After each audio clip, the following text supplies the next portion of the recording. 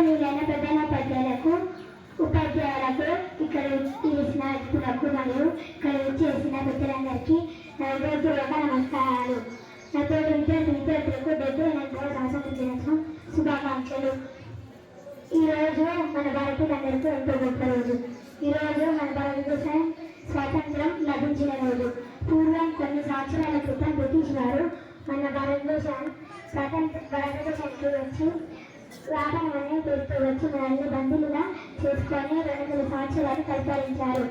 వారిని మన భారతదేశం నుంచి తరిమి కొట్టాలని ఎన్నడో మహనీయులు పోరాటం సాగించారు.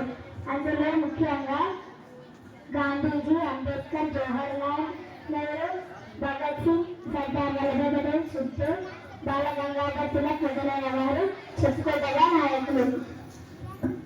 కావున ఈ రోజున మరోసారి గొప్ప నాయకులని గుర్తు చేసుకునే అవసరం ఎంతైనా ఉంది.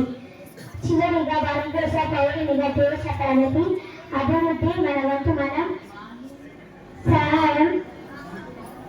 మనం భాగస్వామ్యం తీసుకోవాలని, ఆదర్శ మార్గంలో నిలవాలని కోరుకున్నాను. ఇంతటి మంచి అవకాశాన్ని ఇచ్చినందుకు పెద్దలందరికీ ధన్యవాదాలు. Very good. Clap, big clap.